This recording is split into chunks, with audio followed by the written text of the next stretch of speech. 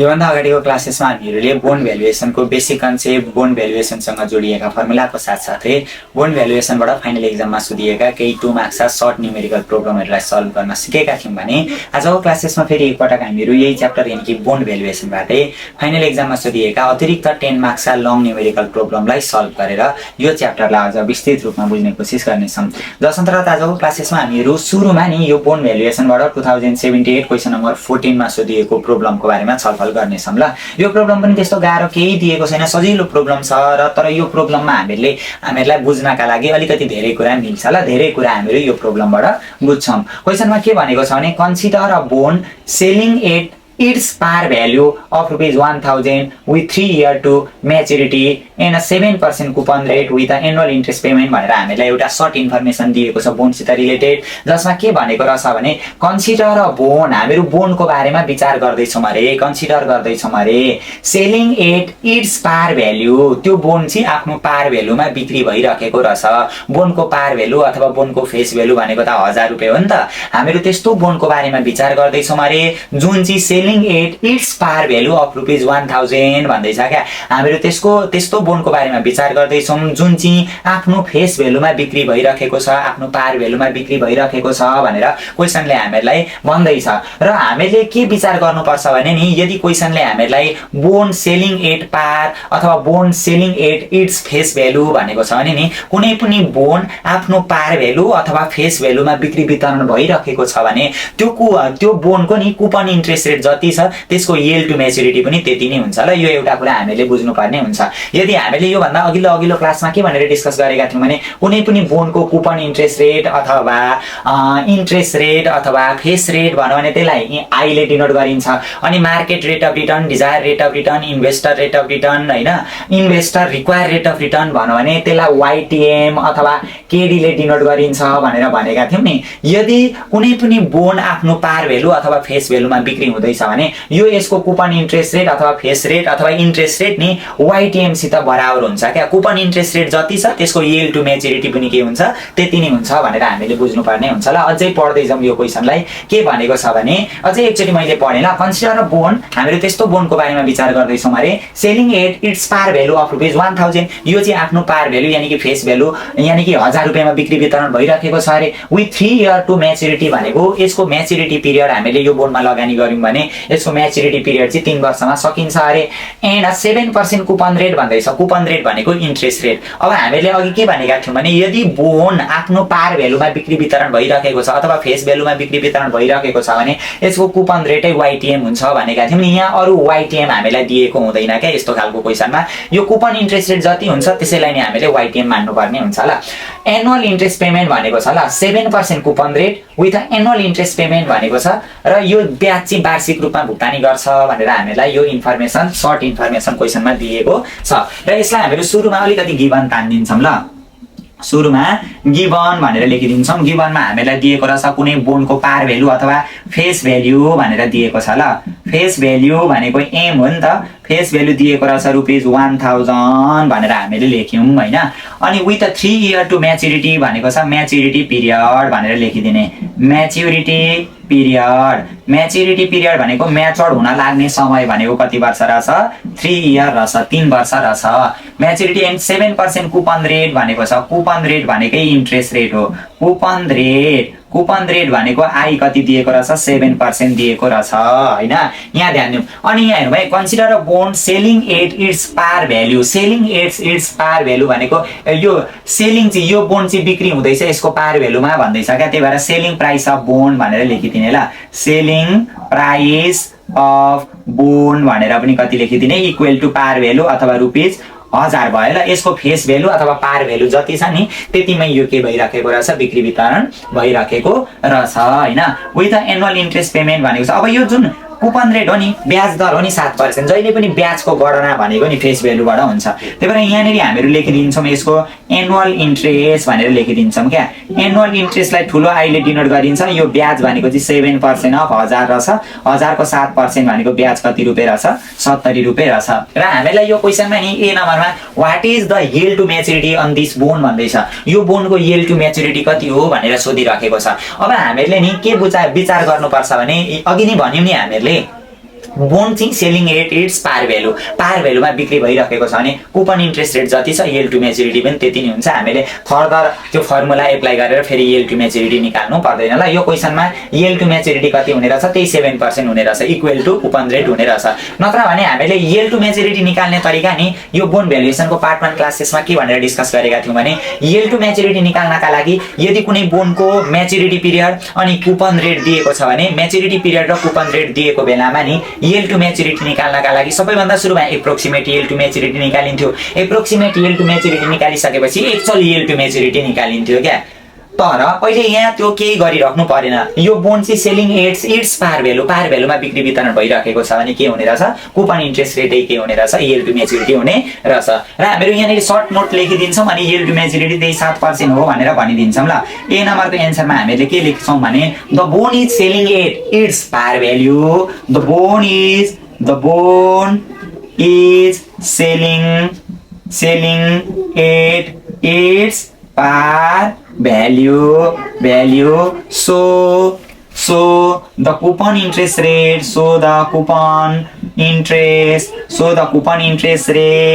is equal to yield to maturity coupon interest rate के सित equal हुन्छ, equal to yield to maturity अथवा yield to maturity चाहिँ coupon interest rate सित equal हुन्छ। जे भने पनि कुरो एउटै हो। दैट इज हामीहरुको के रहेछ, yield to maturity अथवा YTM भनेको कति पर्सेन्ट हुने रहेछ, कुपन इन्ट्रेस्ट रेट सित इक्वल हुने रहेछ भनेर हामीले यसरी क्याल्कुलेसन नै नगरिकन डाइरेक्ट ल्याङ्ग्वेज लेखेर भनिदिनु पर्ने हुन्छ ल। भन्ने बित्तिकै सकिहाल्यो। यसमा अप्ठ्यारो असजिलो भन्ने कुरा के छ र, यसको मलाई क्वेशन आयो भने हामीले के गर्ने, यदि क्वेशनले यस्तो कुरा गर्यो भने the bond is selling at its par value, कुनै पनि बोन्ड चाहिँ यसको पार भ्यालुमा बिक्री वितरण भइरहेको छ भन्ने कुरा चाहिँ क्वेशनले गर्यो भने coupon interest rate is equal to yield to maturity सित बराबर हुन्छ कुपन इन्ट्रेस्ट रेट भनिदिने सकिहाल्यो र। फर्दर क्याल्कुलेसन हामीले केही गरिराख्नु पर्दैन। अब बी नम्बरमा के भनेको छ, क्याल्कुलेट द बोन्ड ड्युरेसन भन्दैछ। बोन्डको ड्युरेसन पत्ता लगाउनु भनेर हामीलाई क्वेशनले भनिराखेको छ ल। त्यही भएर अब बी नम्बरमा जान्छौँ हामीहरू, calculation of duration of bond भनिदिन्छौँ ल। Calculation of bond. अब यो बोन्डको ड्युरेसन हामीहरू पत्ता लगाउँदैछौँ क्या। अब बोन्डको ड्युरेसन क्याल्कुलेसन गर्ने तरिका नि हामीले पार्ट 1 क्लासेसमा पनि डिस्कस गरेका थियौँ। अब एउटा प्रब्लम यहाँनिर हामीले नि ड्युरेसन निकाल्ने, कुनै बोन्डको ड्युरेसन निकाल्ने तरिका यहाँनिर सिकिसके पछाडि नि अरू यहाँभन्दा पछाडि गर्ने प्रब्लममा पनि धेरै ड्युरेसन निकाल्नु भनेर सोधिराखेको छ क्या। ती प्रब्लमहरू गर्न पनि हामीलाई केही अप्ठ्यारो हुँदैन ल, सजिलो छ। एकैचोटिमा हामीहरू बुझिहाल्छौँ। ड्युरेसन अफ बोन्ड भनेको डी निकाल्छौँ ल। Calculation of duration of bond यानि कि डी ल। बोन्डको ड्युरेसन निकाल्दैछौँ। बोन्डको ड्युरेसन निकाल्ने फर्मुला हामीहरूको 1 + y/y, अघिल्लै क्लासेसमा हामीले फर्मुला पनि डिस्कस गरेका थियौँ। त्यस्तो अप्ठ्यारो फर्मुला छैन क्या, कति सजिलो छ। 1 + y/y अनि फेरि माइनस अनि 1 + y + n times c - y फेरि whole divided by c times 1 + y को होल पावर n - 1 + y भन्ने यो हामीले फर्मुला एप्लाई गर्नुपर्ने हुन्छ। सुरुमा चाहिँ अलिकति बाङफुटे जस्तो फर्मुला लागे पनि नि अप्ठ्यारो छैन है।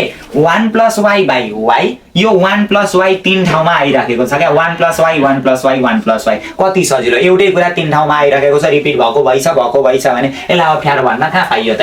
1 + y/y minus 1 + y + n times c - y फेरि c, यही c यहाँ आयो, फेरि 1 + y को पावर n - 1 + y गरेर हामीले बोन्डको ड्युरेसन क्याल्कुलेसन गर्नुपर्ने हुन्छ। अब यहाँनिर हामीले बुझ्नुपर्छ यो y छ नि, y भनेको चाहिँ yield to maturity हो। y भनेको के रहेछ, yield to maturity। अनि y भनेको yield to maturity हो। n भनेको म्याच्युरिटी पिरियड, कति वर्ष छ त बोन्डलाई म्याच्योर हुन लाग्ने अवधि चाहिँ कति वर्ष छ, 3 वर्ष। c भनेको कुपन इन्ट्रेस्ट रेट, क्या इन्ट्रेस्ट रेट भन्थ्यौँ नि अघि। यो बोन्डको इन्ट्रेस्ट रेट 7% दिएको छ नि, त्यो c भनेको त्यही इन्ट्रेस्ट रेट हो ल, केही डिफरेन्स छैन। त्यो c भनेको कुपन इन्ट्रेस्ट रेट भन्छ, त्यही भएर c ले डिनोट गरिन्छ ल। यति त हो, तीनवटा कुरा बुझ्नु पर्यो। y भनेको yield to maturity, c भनेको कुपन इन्ट्रेस्ट रेट, n भनेको म्याच्युरिटी पिरियड हो ल। अब 1 + y भनेको yield to maturity कति छ, 7% नै छ, किनभने the bond is selling at its par value, यसको पार भेल्युमा बिक्री भइरहेको कारणले गर्दा कुपन इन्ट्रेस्ट रेट नि के हुन्छ yield to maturity हुन्छ। y भनेको कति रहेछ 0.07 yield to maturity भन्न खोजेको है। y भनेको 0.07 रहेछ, फेरि माइनस 1 प्लस y भनेको 0.07, फेरि प्लस n भनेको कति वर्ष 3 वर्ष, c भनेको कति 0.07 माइनस फेरि y भनेको 0.07। यहाँनिर चाहिँ कुपन इन्ट्रेस्ट रेट र yield to maturity बराबर भयो क्या। कहिलेकाहीँ बराबर नभएकोसित रिलेटेड क्वेसन पनि दिन्छ, के छ र फरक, जति जति छ त्यति त्यति भ्यालु राखिदिने हो, सकि त हालो। हामीलाई फाइनल एक्जाममा नि ड्युरेसन मात्रै क्याल्कुलेसन गर्नु भनेर पनि 10 मार्क्समा दिइराखेको हुन्छ क्या। अचम्म अचकाली सजिलो त त्यहाँनिर पो हुन्छ त झन् साह्रो। यो c भनेको कुपन रेट क्या 0.07 भयो, ब्र्याकेट बन्द, फेरि 1 प्लस y भनेको 0.07 को होल पावर n भनेको 3 वर्ष छ नि त म्याच्युरिटी पिरियड, माइनस 1 होइन, अनि प्लस y भनेको 0.07 हुन्छ। अब यहाँ हेरौँ त 1 प्लस 0.07 भनेको 1.07 हुन्छ, दुईटा जोड्दा डिभाइड बाइ 0.07। अलिकति लम्ब्याए जस्तो पाराले गरिदिएँ ल, स्टेपहरू नछोडिकन म गर्दै जान्छु अनि बुझिहालिन्छ। यो बुझ्न बाँकी त के पो छ र बुझिहालिन्छ भन्नु, कति सजिलो छ। यहाँ हेरौँ 1 मा 0.07 जोड्दाखेरि कति हुन्छ 1.07 हुन्छ, बिचमा के छ प्लस छ, यहाँ के छ 3 छ, यो ब्र्याकेट भनेको मल्टिप्लाई हो। 0.07 मा 0.07 घटाउँदा 0 हुन्छ, जति छ त्यसमा त्यति नै घटाउँदा त 0 भइहाल्यो। तलतिर के हुन्छ फेरि 0.07 छँदैछ अनि ब्र्याकेट बन्द। यहाँ हेरौँ त 1 मा 0.07 जोड्दा 1.07 को पावर कति हुने रहेछ 3 हुने रहेछ, फेरि माइनस 1 हुने रहेछ अनि प्लस फेरि 0.07 हुने रहेछ ल। क्याल्कुलेसनमा मिस्टेक नगर्ने। 1.07 लाई 0.07 ले भाग गर्दा 1.07 डिभाइड बाइ 0.07 गर्दाखेरि आउने रहेछ हामीहरुको यहाँनिर 15.2857 आउने रहेछ ल। 15.2857 आउने रहेछ, बिचमा के छ हामीहरुको माइनसको साइन छ। अब यो 3 र 0 मल्टिप्लाई गर्दा के हुन्छ 300 हुन्छ, 300 भयो। त्यही भएर 1.07 प्लस 0, त्यो 0 भन्नु र नभन्नु एउटै हो नि त। 10 मा 0 जोड्दा 10 नै भयो जस्तै, 1.07 मा 0 जोड्दा 1 प्लस 07 नै हुन्छ। मल्टिप्लाई गर्दा चाहिँ 0 ले सबैलाई 0 बनाइदिन्छ, तर कुनै संख्यामा 0 जोड्दा त्यो संख्या जति छ त्यति हुन्छ हैन त। हामीले त्यो त सुरु क्लासदेखि नै बुझ्दै आएको कुरा हो, एक कक्षाको कुरा हो यो त। 1.07 भयो 300 भइहाल्यो ल। अब यतापटि के हुन्छ 0.07 हुन्छ अनि यो सबै क्याल्कुलेसन गर्दाखेरि कति हुन्छ हेरौँ ल। यो 0.07 अनि यो ब्र्याकेट भनेको मल्टिप्लाई हो ल। 1.07 अब एकैचोटी गर्दा पनि हुन्छ क्या। यो 12 बखडा मैले केही गरिन ल, नाटक गरिन। 1.07 छ नि 1.07 हैन, 1.07 को पावर 3 गर्दिने अनि इजिकल टु गर्दिने अनि फेरि माइनस कति छ यहाँ -1 गर्दिने, इजिकल टु गर्दिने अनि इन्टु यो गरिसकेर यो मल्टिप्लाई गर्नु पर्यो नि त, इन्टु 0.07 गर्दिने, इजिकल टु गर्ने अनि प्लस यता कति छ 0.07 ल। 0.07 जोड्दाखेरि आउने रहेछ 0.08575 आउने रहेछ ल। यो सबै गर्दाखेरि 0.08575 आउने रहेछ। यो सबै गरिदिउँ न 15.2857 भइहाल्यो, माइनस यो 1.07 मा 0 जोड्नु नजोड्नु एउटै हो, त्यो 1.07 नै हुन्छ। 1.07 डिभाइड बाइ 0.08575 गर्दाखेरि आउँछ हामीहरुको 12.4781 आउने रहेछ ल। 12.4781 आउने रहेछ। यसलाई पुरा गरिदिउँ न 15.2857 माइनस 12.4781 गर्दाखेरि आउने रहेछ हामीहरुको यहाँनिर 2.81 आउने रहेछ ल। 2.8076 छ, यो भनेको 2.81 भन्न खोजेको ल, फिक्स 2 मा लेखिदिने। 2.81 ड्युरेसन भनेको नि इयरमा आउँछ, ड्युरेसन भनेको केमा आउँछ इयरमा आउँछ ल। सकिहाल्यो, यो एउटा दुईटा ए र बी नम्बरको सक्यो ल। यहाँ पनि के छ बुझ्नु पर्ने कुरा, ड्युरेसन निकाल्ने तरिका पनि हामीले सिक्यौं हेरौँ है। अब हामीहरुको स्टेप माथि जान थाल्यो ल। अब यो ड्युरेसन निकाल्ने खालको प्रब्लम पनि नि सेमी एनुअल ड्युरेसनसित रिलेटेड पनि प्रब्लम आउँछ क्या। सेमी एनुअल ड्युरेसन निकाल्नु भन्नु भने नि सेमी एनुअलको कुरा गर्दा यो जुन y यानी कि YTM छ नि, यो फर्मुला 1 + y/2, यो y/2 यो टाइम पिरियड n लाई चाहिँ 2 ले गुणा गर्नुपर्छ ल। सेमी एनुअल ड्युरेसन भनेको थियो भने 2n अनि यो c लाई पनि 2 ले भागा, y लाई पनि 2 ले भागा, c लाई पनि 2 ले भागा, y लाई पनि 2 ले भागा। यो n लाई चाहिँ 2 ले गुणा गर्नुपर्छ, c र y लाई चाहिँ 2 ले भागा गरेर हामीले सेमी एनुअल ड्युरेसन निकाल्नु पर्ने हुन्छ। त्यो पनि हामीले सिक्दै जान्छौं, त्यसमा पनि टेन्सन नगर्ने। अब अर्को के भनेको छ हामीलाई यहाँनिर हेरौँ ल। यो क्वेशनमा सी नम्बरमा calculate the bond modified duration भन्दैछ। अब मोडिफाइड ड्युरेसन निकाल्ने फर्मुला पनि त हामीले सिकेको थियो, झनै सजिलो छ क्या। सी नम्बरमा के भनेको रहेछ मोडिफाइड ड्युरेसन निकाल्नु भन्दैछ है। मोडिफाइड ड्युरेसन भनेको एमडी मोडिफाइड ड्युरेसन ल। अब मोडिफाइड ड्युरेसन निकाल्नका लागि जुन त्यो ड्युरेसन छ नि हो, त्यो ड्युरेसन डिभाइडेड बाइ 1 + y हुन्छ क्या। 1 + y/c हुन्छ वास्तवमा चाहिँ। ल यही लेखिदिएँ ल मैले फर्मुला, ओरिजिनल फर्मुला जे हो त्यही लेखिदिन्छु ल म पनि। यहाँ हेर्नु त मोडिफाइड ड्युरेसन भनेको ड्युरेसन डिभाइड बाइ 1 + y/c हुन्छ। यो ड्युरेसन भनेको कति आइसकेको छ 2.81 आइसकेको छ, यसमा चिन्ता लिनै परेन। अनि 1 + y/c छ नि 1 प्लस यो y भनेको yield to maturity, y means yield to maturity, yield to maturity YTM कति आएको छ 0.07। अनि यो डिवाइडेड बाइ c छ नि, c को मतलब चाहिँ यदि number of compounding period in a year, क्या यहाँ सेमी एनुअल भन्नु भने c को ठाउँमा 2 राख्नु पर्यो। फेरि यो c भनेको कुपन रेट होइन है, यहाँ माथिको फेरि अचम्मेश्वरी हुन्छौँ नि फेरि हामीहरू। c भनेको कुपन रेट होइन, उल्का नउठाउने त्यहाँनेरि। c भनेको चाहिँ number of compounding period in year, compounding period क्या, number of compounding period in year. यो सेमी एनुअली भनेको हुन्छ कोही बेला क्या। सेमी एनुअली भन्यो भने वर्षमा कतिवटा सेमी एनुअल हुन्छ 2टा सेमी एनुअल हुन्छ। क्वार्टरली भन्यो भने वर्षमा कतिवटा क्वार्टर हुन्छ 4वटा क्वार्टर हुन्छ। हो त्यो चाहिँ number of compounding period in year भन्न खोजेको ल। यो 2.81 छ नि 2.81 का पनि 1.07 गरिदिने ल। 2.81 डिवाइड बाइ 1.07 गरिदिने गर्दाखेरि एकैचोटि हामीहरुको 2.6239 आउँछ ल। 2.6239 इयर आउने रहेछ। यो चाहिँ हामीहरुको के हुने रहेछ मोडिफाइड ड्युरेसन हुने रहेछ। यो पनि सकिहाल्यो ल, सी नम्बरको पनि सक्यो। अब डी नम्बरमा हामीलाई के भनेको छ हेरौँ, मोडिफाइड ड्युरेसन भयो ल। यो 2.6239 भनेको एकैचोटि 2.62 राखिदिँदा पनि भइहाल्यो ल। सबै त्यो मैले राउन्डमा राखिन, अहिले यसलाई चलाइन। अब डी नम्बरमा के भनेको छ हेरौँ है। डी नम्बरमा if market interest rate increase to, अब मार्केट इन्ट्रेस्ट रेट भन्नु भने त्यो यील्ड टु मेच्युरिटी हो है। यदि हामीलाई नि मार्केट इन्ट्रेस्ट रेट अथवा desire rate of return, investor rate of return, investor require rate of return भन्नु भने चाहिँ त्यो यील्ड टु मेच्युरिटी हो। अब यहाँ हामीहरू झुकिन सक्छौँ। यो मार्केट इन्ट्रेस्ट रेट देखेर फेरि यसलाई इन्ट्रेस्ट रेट सम्झिनु भएन है। मार्केट इन्ट्रेस्ट रेट भन्नु भने चाहिँ त्यो डाइरेक्ट यील्ड टु मेच्युरिटी हुन्छ है, वाइटिएम हुन्छ अथवा वाइटिएम भनेकै केडी हुन्छ। यसलाई चाहिँ इन्ट्रेस्ट रेट चाहिँ मान्न पाइएन। इन्ट्रेस्ट रेटलाई त कि त इन्ट्रेस्ट रेटै भनेको हुन्छ, कि त कुपन रेट भनेको हुन्छ, कि त फेस रेट भनेको हुन्छ।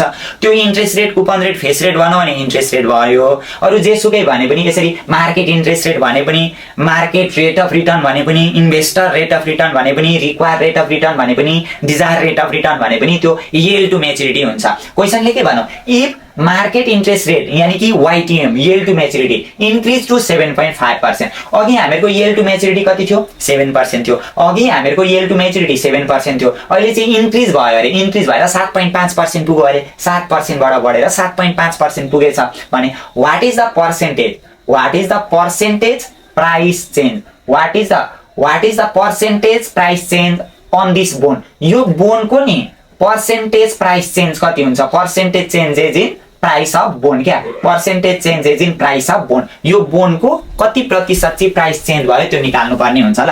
के लेख्ने रहेछौँ हामीहरू, calculation of percentage changes in price of bone भनेर लेख्छौँ ल। Calculation CALCULATION, calculation of percentage changes in price of bone भनेर लेखिदिन्छौँ ल। Percentage changes in price of bone भनेर लेखिदिन्छौँ। अब यो percentage changes in price of bone निकाल्न नि बोनको प्राइस कति प्रतिशतले चेन्ज भयो भनेर क्याल्कुलेसन गर्ने दुईटा तरिका छ क्या। दुई तरिकाबाट हामीहरू बोनको प्राइस कति प्रतिशतले चेन्ज भयो भन्ने कुरा हेर्न सक्छौँ। अब फर्स्ट मेथडमा हामीहरू जान्छौँ ल। Percentage changes in price of bond निकाल्नका लागि minus modified duration into basis point change in yield, basis point change in yield divided by 100 भन्ने यो एउटा फर्मुला छ क्या। Percentage changes in price of bond निकाल्ने फर्मुला के रहेछ, माइनस मोडिफाइड ड्युरेसन। ध्यान दिउँ है, के रहेछ हामीलाई क्वेशनले के भन्दैछ, percentage price change on this bond. त्यो बोनको प्राइस चाहिँ कति प्रतिशतले चेन्ज भयो भनेको पर्सेन्टेज चेन्जेस इन प्राइस निकाल्दैछौँ क्या। हो यो percentage changes in price of bond निकाल्नका लागि फर्स्ट फर्मुला यो भयो। अर्को फर्मुलाको बारेमा पनि हामीले डिस्कस गर्छौँ ल। कसरी रहेछ, माइनस मोडिफाइड ड्युरेसन कति आएको छ हामीहरूको 2.6239 भनेको 2.62 मात्रै लेखिदिएँ ल मैले, सबै लेखिन। इन्टु अब यहाँ बुझ्नुपर्छ basis point change in yield भनेको छ नि, basis point change in yield भनेको नि 1% मा 100 बेसिस पोइन्ट हुन्छ। हामीले बेसिस पोइन्ट निकाल्नुपर्छ है। 1% मा 100 बेसिस पोइन्ट हुन्छ, 2% मा 200 बेसिस पोइन्ट हुन्छ, 3% मा 300 बेसिस पोइन्ट हुन्छ। हो यसरी बेसिस पोइन्टको काउन्ट हुन्छ क्या। भने 0.5% मा 50 बेसिस पोइन्ट हुन्छ, 1% मा 100 बेसिस पोइन्ट हुन्छ अनि 0.5% मा 50 बेसिस पोइन्ट हुन्छ। किन 0.5% को कुरा गर्दैछु भनेदेखि नि यहाँ यहाँ हेरौँ त हामीहरूको सुरुमा मार्केट इन्ट्रेस्ट रेट यानी कि yield to maturity 7% थियो नि हो त्यो यो if the market interest rate यानी कि yield to maturity increase to 7.5% सुरुमा 7% थियो अहिले बढेर 7.5% भयो 0.5% ले बढेको छ नि त 0.5% भनेको 50 बेसिस पोइन्ट हो क्या 1% भनेको 100 बेसिस पोइन्ट हो भने 0.5% भनेको 50 बेसिस पोइन्ट हुन्छ हामीलाई यो बेसिस पोइन्ट चाहिन्छ क्या 50 बेसिस पोइन्ट रहेछ डिभाइड बाइ 100 गरिदिने यसो गर्दाखेरि कति आउँछ -2.61 इन्टु 0.5 हुन्छ त्यो गर्दाखेरि हैन गर्दाखेरि हामीहरूको 1.31 आउने रहेछ ल -1.31% हामीलाई क्वेशनले के सोध्दै थियो percentage changes in price of bond यो percentage price change on this bond यो बोन्डको प्राइस चाहिँ कति प्रतिशतले चेन्ज भएछ कति प्रतिशतले चेन्ज भएको रहेछ यो बोन्डको प्राइस भनेको -1.31% ले चाहिँ के भएको रहेछ चेन्जेस भएको रहेछ यो घटेको रहेछ क्या देयरफोर हामीले भन्नु पर्यो the price of bond is decline by 1.31% भनिदिनु पर्यो ल डिक्लाइन भनिसकेपछि फेरि माइनस लेख्नु जरुरी छैन ल so the price of bond decline by 1.31% भनिदिने ल यो एउटा तरिका भयो क्या यो जुन percentage changes in price of bond निकाल्ने एउटा तरिका भयो अनि अर्को तरिका कसरी गर्न सकिन्छ भनेदेखि नि यो percentage changes in price of bond निकाल्नका लागि minus modified duration into basis point change in yield का पनि 100 भयो त्यो एउटा तरिका भयो यो बेसिस पोइन्टमा कन्फ्युज नहुने बेसिस पोइन्ट भनेको मजाले बुझ्ने ल बेसिस पोइन्ट भनेको के रहेछ 1% मा 100 बेसिस पोइन्ट हुन्छ भने यहाँ त सुरुमा 7% थियो 7% बाट बढेर 7.5% भयो 0.5% ले बढ्यो नि त 0.5% ले बढ्यो भने 1% मा 100 बेसिस पोइन्ट भने 0.5% मा 50 बेसिस पोइन्ट हुँदो रहेछ त्यो एउटा पोइन्ट ख्याल गर्ने अब घटेको पनि त हुन सक्छ क्या जस्तै 7% बाट 6.5% भयो भने 0.5% ले घट्यो नि त 0.5% भनेको 50 बेसिस पोइन्ट यहाँनेरि -50 भनेर लेखिन्छ ल त्यो घटेको हो नि त अनि माइनस माइनस प्लस हुन्छ ल हो त्यसरी गरेर हामीले क्याल्कुलेसन गर्नुपर्ने हुन्छ यो त भयो फर्स्ट फर्मुला भयो कि percentage changes in price of bond निकाल्ने अब अर्को फर्मुला पनि छ क्या percentage changes in price of bond निकाल्नका लागि नि झन् सजिलो छ है जस्तै percentage changes in price of bond निकाल्नका लागि minus duration into changes in y divided by 1 + y भन्ने यो फर्मुला एप्लाई गर्न सक्छौं क्या हामीहरु ध्यान दिनु है percentage changes in price of bond निकाल्नका लागि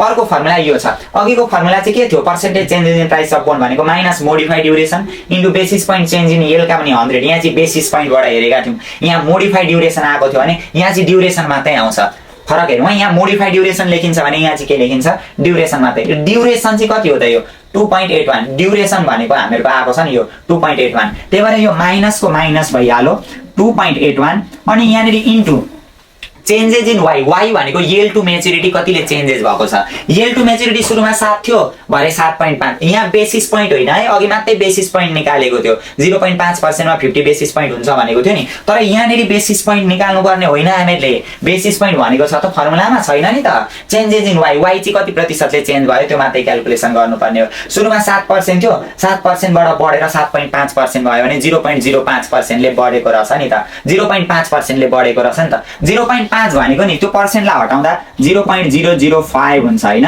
डिवाइड बाइ 1 + y भनेको ओरिजिनल yield to maturity सुरुको yield to maturity 7% हो नि त 0.07 भनेर यो फर्मुला एप्लाई गर्नु पर्यो ल -2.81 हुन्छ इन्टु 0.005 डिवाइडेड बाइ 1.07 गरेर हामीहरु के निकाल्न सक्छौं percentage changes in price of bond निकाल्न सक्छौं कसरी आउँदो रहेछ यहाँ हेरौँ न कस्तो जोतको छ 0.005 डिवाइडेड बाइ 1.07 गर्दिने अनि इन्टु कति दिएको छ 2.81 दिएको छ गर्दाखेरि हामीहरुको कति आउने रहेछ भने यहाँनेरि आउँछ 0.0131 आउँछ यो भनेको यो माइनसमा आउँछ ल -0.0131 आउँछ यो भनेको 100 ले मल्टिप्लाई गरेर पर्सेन्टेजमा कन्भर्ट गर्नु पर्यो ल यसलाई चाहिँ 1.31% बाट यसरी अघि पनि आएको थियो नि 1.31 यहाँ पनि आउँछ 1.31 आउने नि हो किनभने केही फरक छैन जुन फर्मुला एप्लाई गरेर गरे पनि हामीले गर्ने तरिका भनेको एउटै हो ल यसरी हामीले नि यहाँनेरि हामीलाई यही चारवटा कुरा सोधेको थियो कति प्रतिशतले चेन्ज भएको छ बोन्डको प्राइस भनेर सोध्दै छ हैन